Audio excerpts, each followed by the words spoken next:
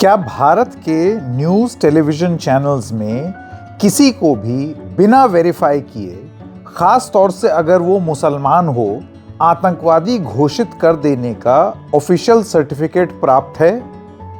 क्या ये television news channels किसी भी मुसलमान के मारे जाने पर ये घोषणा कर सकते हैं कि लश्कर ए तोयबा का आतंकवादी मारा गया, भले ही तथ्य उस तरीके के ना हों, और बाद में जबरन अपनी कहानी को सही ठहराने का भी एक जुनून हो?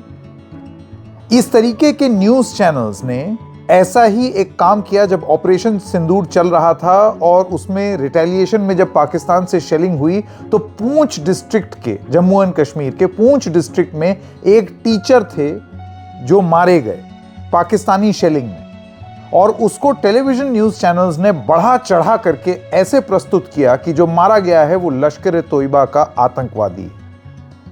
अब एक अदालत ने ऐसे दो टेलीविज़न न्यूज़ चैनल्स के विरुद्ध एफआईआर फाइल करने के आदेश दे दिए हैं। ये पूरा मामला क्या है, आइए आपको बताते हैं। नमस्कार, मेरा नाम है संकेत उपाध्याय और आप देख रहे हैं इशारों इशारों में।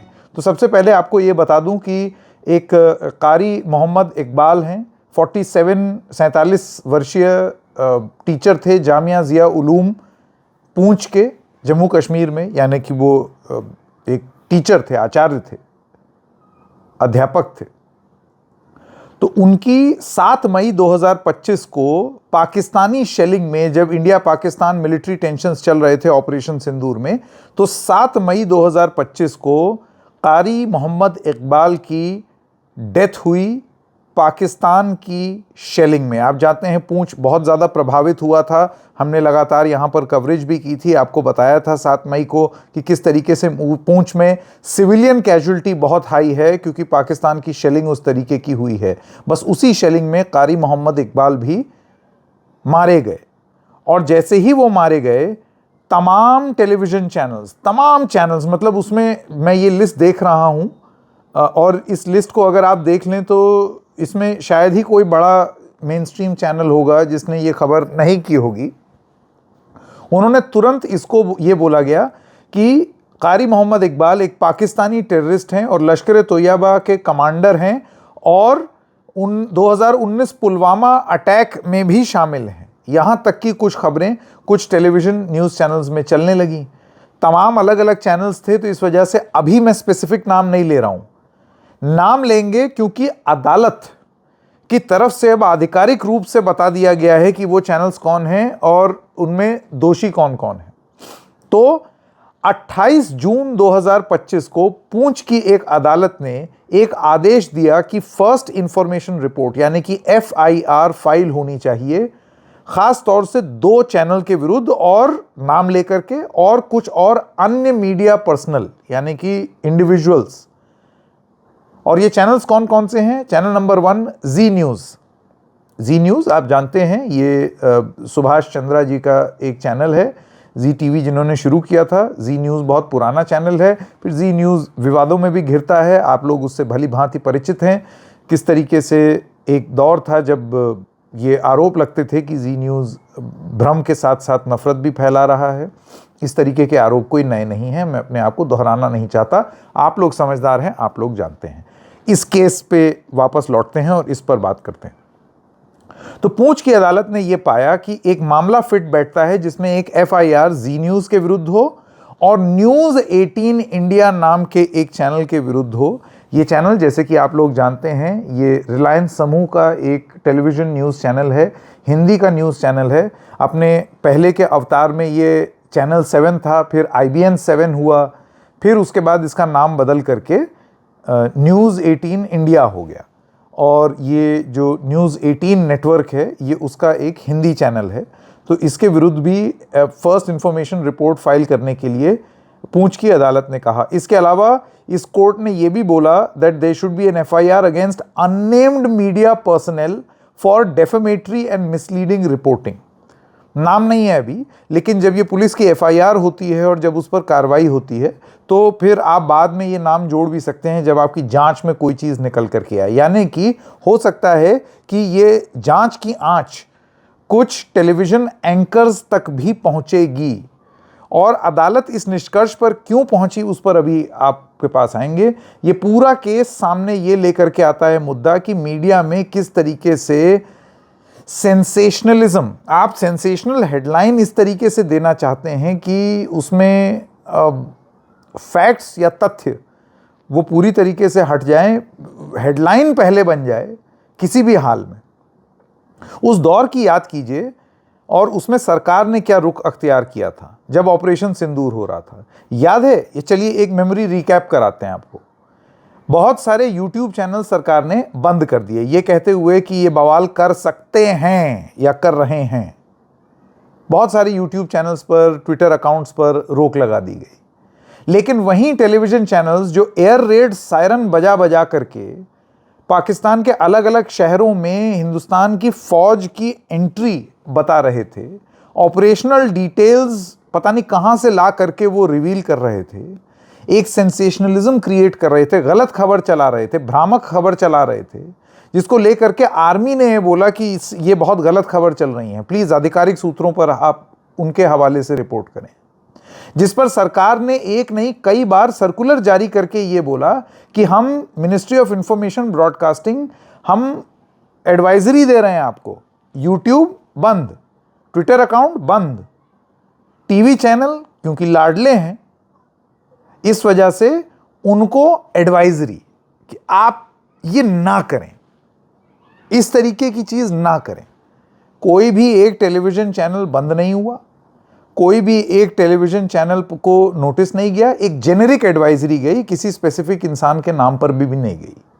और उसी पीरियड में जो हो रहा था ये उस काल में की गई गलत रिपोर्टिंग थी जो जानबूझ करके की गई। बाद में अपने आप को करेक्ट कर लेते, ऐसा भी कोई प्रयास नहीं किया गया इन चैनल्स के खिलाफ। तो अब एफआईआर फाइल करने की बात कर दी गई है। इकबाल कौन है फिर से आपको बता दें। कारी मोहम्मद इकबाल एक रिलीजियस टीचर हैं, गुज्जर समुदाय से आते हैं, शेड्यूल्ड ट्राइब हैं जम्मू कश्मीर में। ये लाइन ऑफ कंट्रोल के पास ज़िया उल उलूम मदरसा पूंछ में जो है वो उसमें पढ़ाते थे करीब 1200 बच्चों को। 7 मई 2025 को जब क्रॉस बॉर्डर शेलिंग हो रही थी पाकिस्तान द्वारा तो इकबाल मारे गए क्योंकि एक शेल इनके ऊपर गिर गई और इन्होंने बच्चों को बचाने के चक्कर में ये उस जगह पर चले गए बच्चों को हटा करके जहां पर वो शेल गिरी और खुद इनकी मृत्यु हो गई। 3 बच्चों को भी चोटें आई लेकिन वो जख्मी हुए। अब इकबाल का तथ्य देखिए ना, तथ्य जिसको लश्कर तोयबा का कमांडर बताया जा रहा था, आतंकवादी बताया जा रहा था, पुलिस के रिकॉर्ड्स में इकबाल का कोई हिस्ट्री नहीं है एंटी नेशनल एक्टिविटी में और मिलिटेंसी में, कोई रिकॉर्ड नहीं। फैमिली ने ये बोला कि अब क्या हमें क्या बार बार साबित करना पड़ेगा कि हम हिंदुस्तान के प्रति वफादार हैं, हम हैं वफादार। तो ये परिवार ने बोला और उस समय बोला। इसको लेकर के तमाम बार वहां पर पूंछ में विरोध प्रदर्शन भी हुए।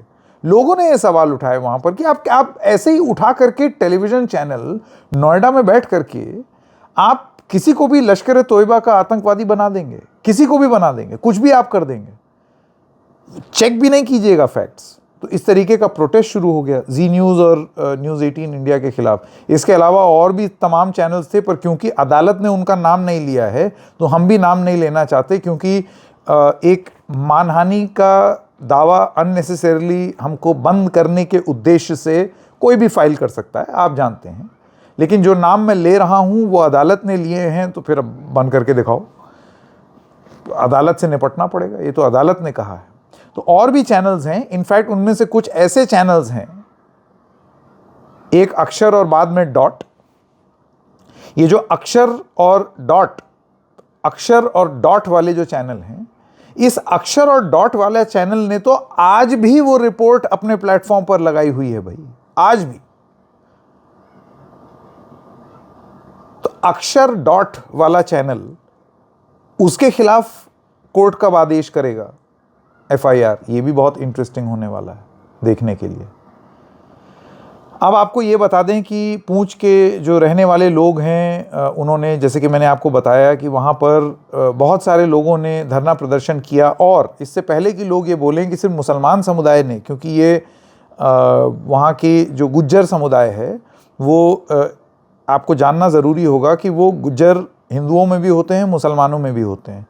तो हिंदू, मुस्लिम, सिख, इन सब के कम्युनिटी के लोग पूंछ में आ करके धरना प्रदर्शन कर रहे थे और ये सवाल पूछ रहे थे कि कैसे बोल दिया आपने आतंकवादी। ऐसे ही किसी भी इंसान को जिसका क्लीन ट्रैक रिकॉर्ड है, जो टीचर है,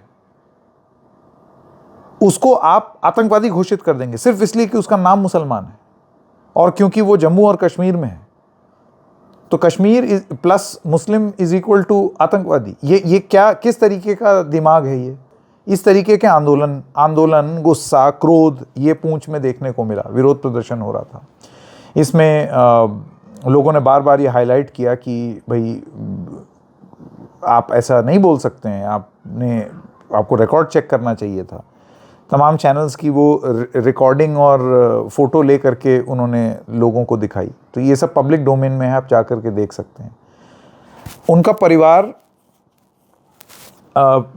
ने नोटिस इशू किया है, family has issued legal notices to channels, और बाद में उन्होंने बोला है परिवार ने, ख़ास तौर से इकबाल जी के, कि आपने मेरे ज़ख्मों पर, हमारे परिवार के ज़ख्मों पर नमक छिड़कने का काम किया है और ये मानहानि का केस होता है, ये ऐसे ही हल्के में आपको नहीं छोड़ना चाहिए। और उनके खिलाफ मानहानि का एक केस फाइल किया गया है और ये कहा गया है कि किसी को भी मुंह उठा करके एंटी नेशनल बोल देने का अधिकार इस तरीके के न्यूज़ चैनल्स के पास नहीं है। परिवार देखिए कितना आहत हुआ है और होना भी चाहिए।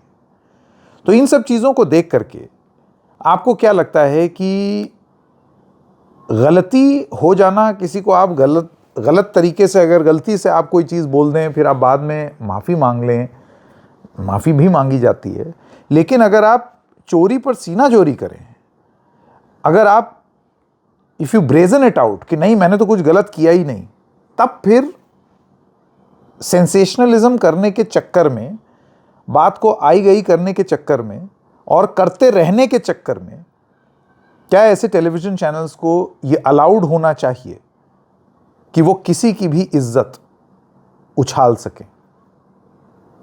कमेंट सेक्शन में ज़रूर बताइएगा कि आपको क्या लगता है, ऐसे चैनल्स के विरुद्ध क्या कार्रवाई होनी चाहिए। और ये जो अननेम्ड लोग हैं, इसमें आपके हिसाब से कौन कौन दोषी है कारी मोहम्मद इकबाल को आतंकवादी कहने का? वो इंसान जो एक सच्चा देशभक्त था, वो इंसान जो हिंदुस्तान का नागरिक था, हिंदुस्तान के प्रति वफादार था, हिंदुस्तान का टीचर था। कमेंट सेक्शन में ज़रूर बताइएगा। इशारों में बस इतना ही, फिर मिलेंगे, तब तक के लिए नमस्कार।